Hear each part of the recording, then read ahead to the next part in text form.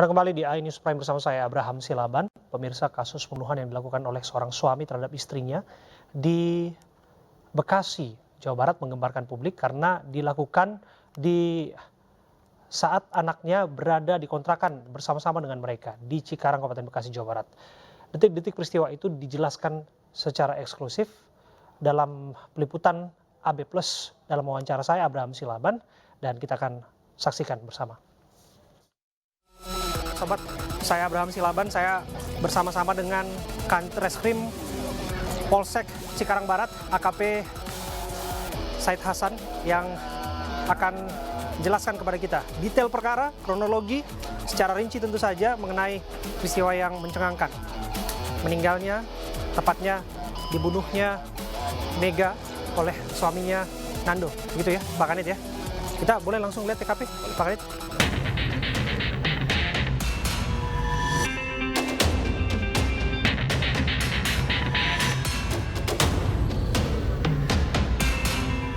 Pak Hasan, berkenan kalau kita melihat langsung? Ya, kita langsung. Ya. Sobat, ini untuk pertama kali kita akan melihat langsung tempat kejadian perkara. Ini peristiwa tentu saja yang mengejutkan banyak pihak, di mana suami membunuh istrinya, suami yang bernama Nando membunuh Mega Suryani Dewi, dan di TKP ada 2 anak dari korban maupun pelaku.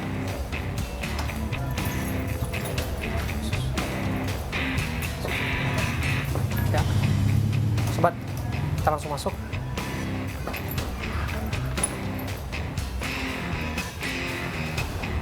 Mohon maaf sobat, saya harus katakan di depan ini saja bau tak sedap masih tercium. Kita langsung masuk.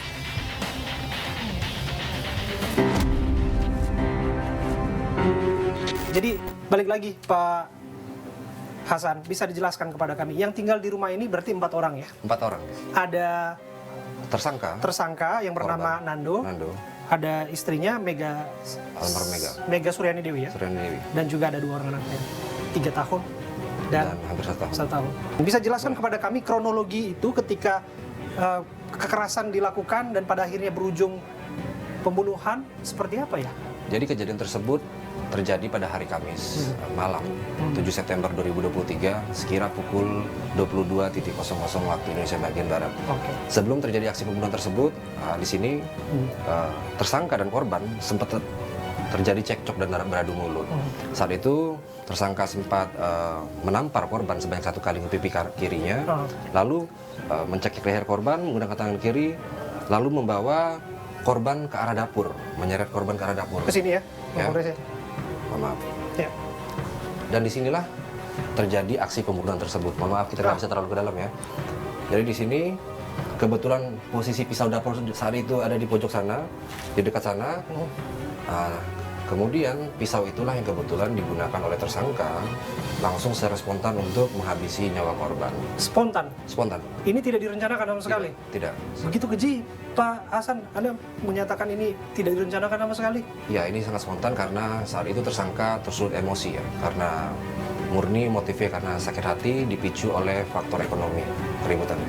Keributannya oleh faktor ekonomi? Betul. Oke, jadi dirasa bahwa suami tidak memenuhi ekspektasi atau seperti apa? Lebih kurang seperti itu karena perbedaan penghasilan. Jadi pada saat peristiwa pembunuhan tersebut kita bisa lihat di sini ada sekat. Ini ada sekat ya? Sekat Coba lemari. sini. Dan lemari inilah yang digunakan menjadi pembatas antara tempat istirahat antara korban dan tersangka di sini, dan tempat istirahat kedua anaknya di sini. Ini kita bisa lihat ada kasurnya kedua anaknya. Coba sebentar, yuk kita lihat. Ini dia. Oke. Di sini ya? Di sini. Posisinya ini sebelumnya ini ada di bawah. Jadi disinilah tempat kedua anaknya tersebut istirahat. Posisinya kasur ini ada di bawah dan kedua anaknya tertidur pulas di sini. Dan jadi di sini ada pembatas lemari tempat mereka beristirahat. Nah, saat aksi keributan anaknya sedang berada di sini. Betul, sedang tertidur dan mereka ribut di bagian sini. Oke. Jadi informasi yang disebutkan bahwa mohon maaf ya, aksi melukai leher dari almarhumah itu dilakukan di depan buah hatinya, itu tidak benar sama sekali? Tidak benar. Tidak benar ya? Karena kebetulan posisi dan bentuk kontrakannya cukup kecil, mohon maaf. Jadi analoginya mungkin kedua anaknya berada posisi memang di dalam kontrakan, sama-sama dalam kontrakan. Oke. Kata kita lihat juga di sini sobat, ini masih berantakan ya. Ini kita lihat nih.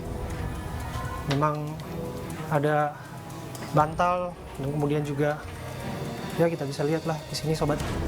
Di sini ini properti dari korban ya? Betul, korban dan tersangka tempat mereka istirahat. Oke. Di sini bau tak sedap masih terasa, tapi dengan kondisi di sini saya bisa lihat nih sobat, ini masih ada bercak darah ya, bercak darah yang ada di sini. Dan betulkah ini bercak darah yang sempat disentuh oleh anak dari korban? Betul. Pak Hasan. Sesaat beberapa jam setelah kejadian, setelah jasad korban dimandikan oleh tersangka, lalu setelah bersih, lalu jasad korban dibawa oleh tersangka, ditidurkan di sini.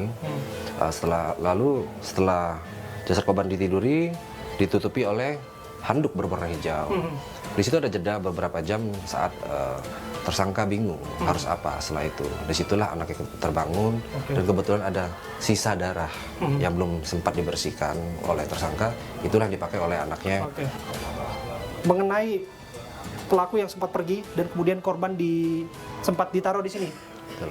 dan dimandikan, kami dengar Sesaat setelah korban dipastikan meninggal dunia, dibawa ke dalam lalu dimandikan, dibersihkan, sangat-sangat bersih. Setelah bersih, lalu jasad korban ditiduri di sini dan langsung diselimuti menggunakan selimut berwarna hijau. Kami dapat informasi juga bahwa pelaku membersihkan darah dari korban menggunakan baju anaknya. Menggunakan baju anak yang kebetulan sudah tidak dipakai lagi.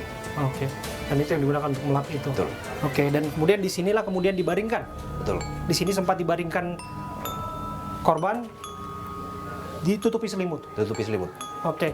Begitu ditutupi selimut, Pak Kanit, Pak Hasan, kami dengar juga orang tuanya masuk ya.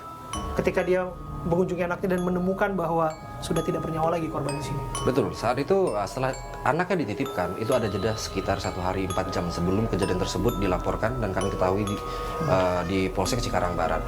Setelah dititipkan anaknya di rumah kedua mertuanya, lalu pelaku kebingungan dan kembali ke rumah orang tua kandungnya. Dan disitulah pelaku sempat ada jeda waktu untuk bercerita kepada kedua orang tuanya dan memutuskan untuk